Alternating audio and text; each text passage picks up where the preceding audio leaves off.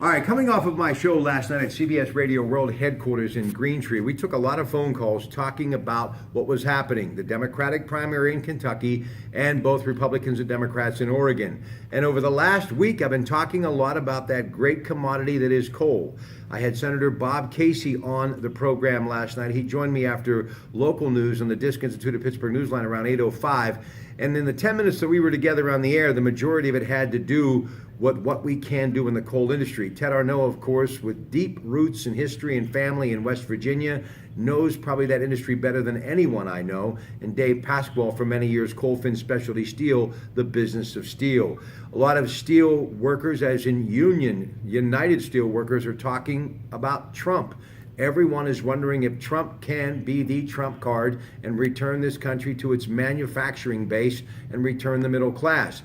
Hillary Clinton did win in Kentucky, but a lot of folks think the reason she won barely is because, once again, unfavorable as far as the coal community. Same thing happened to her in West Virginia. She lost to Bernie Sanders, but we all believe, I know I do, that she will eventually be the Democratic nominee. Donald Trump has already locked it up. In Cleveland in July, the Republicans will meet. In Philadelphia in July, the Democrats will meet. Ted, one thing I know, I'm getting concerned. It seems as though there are a lot of people. Senator Casey said he was going to meet with Senator Joe Manchin, a dear friend of yours from West Virginia. I believe it was today, to talk about what is going on in the coal community. But for many years, the people that I saw support it, which I still do, are no longer supporting it, and that scares me. Your thoughts? Well, it is scary because we don't have an alternative right now that's economic, first of all. Second of all, with the brilliant minds that we have in this country, to not be able to take coal and make it burn clean, and it's going to cost a lot of money, but it's not going to be as much money as most of the alternatives are going to be. And the one thing that we've got to do, if you ever want to see what the alternative costs are, just value what the cost of the wars we've had to fight, and they're all energy related one way or the other. Anybody who doesn't think that is crazy. So we're spending a lot of money on alternatives to coal, and if we directed it on developing a real solid clean coal, and once again, people are going to have to pay more for their energy, but not nearly as much as we have to pay when you take and attribute the war costs and what the opportunities we might have by having clean coal energy.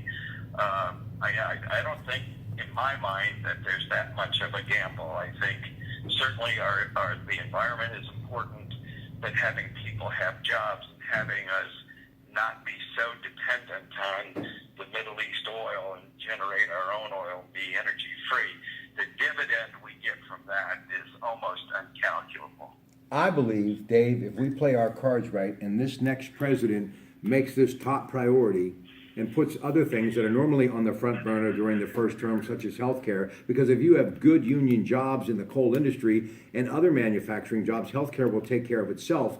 But in my opinion, we could actually be energy independent within the next quarter of a century. You look at what's happening with the Shell petrochemical plant. You look with what's happening with nuclear energy. You look with what's happening with the coal industry, with steel. If we start building our infrastructure in this country and utilizing our workers, our people, our resources, and continue to develop natural gas, I think this country could actually achieve its energy independence. And if that happens, that's what you call real security, Dave. Well, I worry a lot about proposed cap and trade legislation that they've talked about and Obama strongly supports. And I'm sure that if Hillary Clinton won the election and became president, I'm sure that she would probably support cap and trade legislation as well. What cap and trade legislation is, it's actually a tax on people that use power. And if that happens, there's going to be a lot of disadvantaged manufacturers in this country that are going to be paying additional monies for the use of power. And I'm not so sure that cap and trade has anything to do or would have any. It has impact on the cost of running manufacturing plants, but I'm not so sure that the reason for cap and trade is legitimate at any rate. I don't know that carbon emissions are the big factor in climate control or So for that reason, I'm not sold on the legislation itself. And I think, as I said before, if Hillary Clinton gets nominated or gets elected, I'm sure they're going to push that legislation, and I'm totally against it right now. Ted, one of the things that Hillary Clinton has said, if elected, her husband would be the person that would head up the economic revitalization program under her administration. We know about NAFTA and other things during his administration, but he also created, many people believe, close to 30 million jobs. The bottom line is we have to start paying our workers and doing business with American companies. There is that fine line between free and fair trade. One of the things that they want the new president, whoever it is, to do is to get a handle on that. In 2016, in the global economy, can you actually get a handle on what they call free and fair trade, especially when it comes to the sagging steel industry, which is another sad story? Well, as Dave can tell you, there are a lot of reasons why the steel industry has had problems, but the fact that there were 20 million jobs that were created when President Clinton was in, government doesn't create jobs. The only thing government can do is stop entrepreneurs and businesses from creating jobs, and they do that by regulation, taxation, and you putting us in the situation where we have NAFTA and the other stuff, where we have non-market factors affecting the economy. But that's, to put Bill Clinton in there and say he's going to be in charge of the economy is nothing like today like it was in the 1990s. The 1990s we had a boom in the high-tech businesses that later collapsed. You were recovering from still, you were getting some of the benefits of the Reagan tax cuts. So you can't, it just doesn't work to say, okay, this guy succeeded here and he's also going to succeed in today's economy. The drivers of this economy are completely different.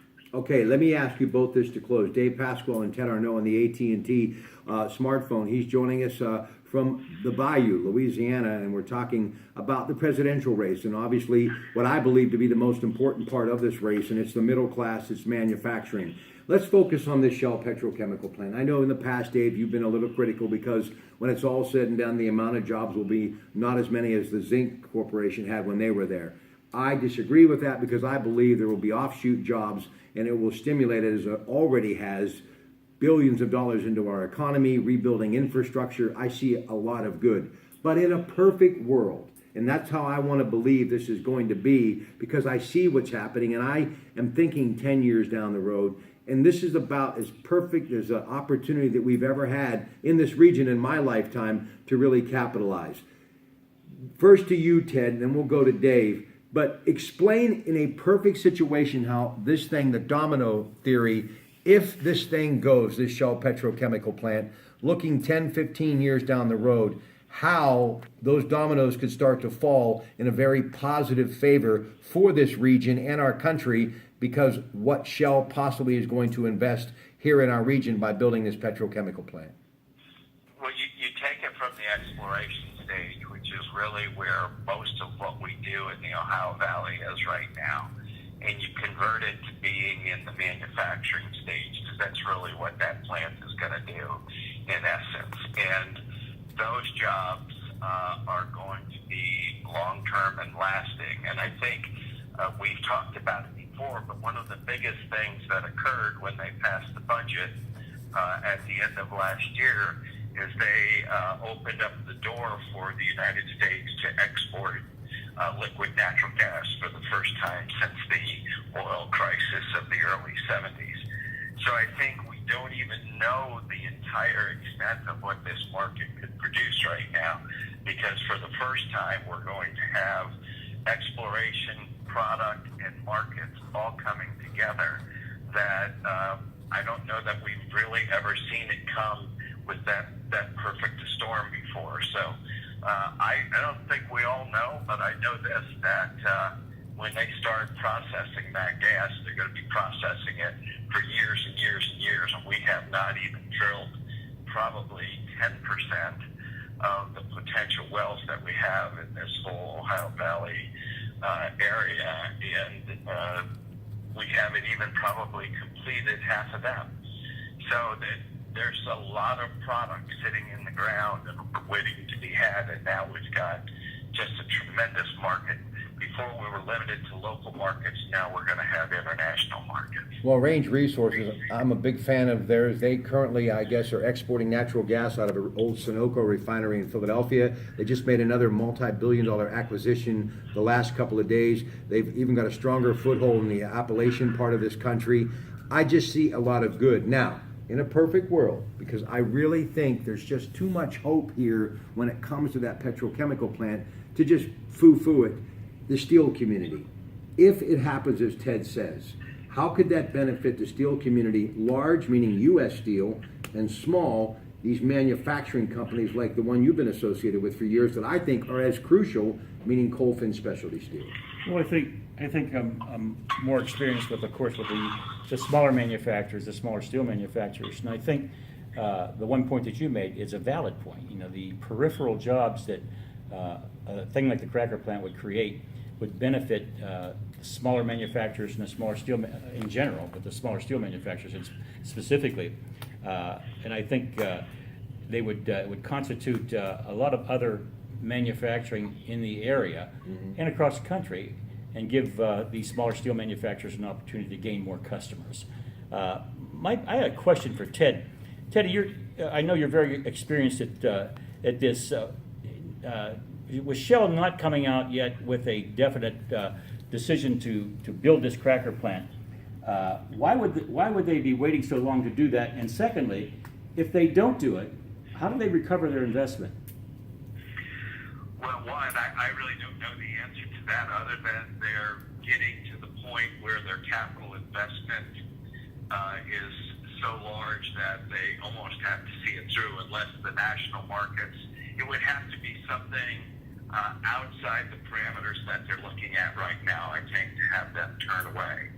And I think it's because of the answer to your question number two. They don't recover those capital costs right now. Those are sunk costs. That is the equivalent of their R&D. And if they walk away from it, those costs are gone. And they're getting so embedded in it that I think they've either have or are soon to cross the point of no return. Well, let me just close on this note. With the rerouting of Route 18, which they have given the green light to, that gives me even more hope. But I do know this, one way or the other, we have to be indebted to them for what they did, because they took an eyesore and really put some makeup on it to where I believe if they do not, somebody else will. This natural gas industry is here to stay, and I think just like Standard Oil meant to this region 100 plus years ago, someday we will be looking at this region and natural gas the same way. Ted Arnaud, always a pleasure. Dave Pasquale, thank you, sir. My pleasure. Thanks for having me. Dave, let's have a good Saturday. I hope so, Teddy. Talk to you on Sunday. You got it. All I want to know, the way we've all been working, is this down the stretch? Are we finally getting down the stretch to the finish line? All right, ladies and gentlemen, have yourself a great rest of the night, and remember, the club at Shadow Lakes. Good night.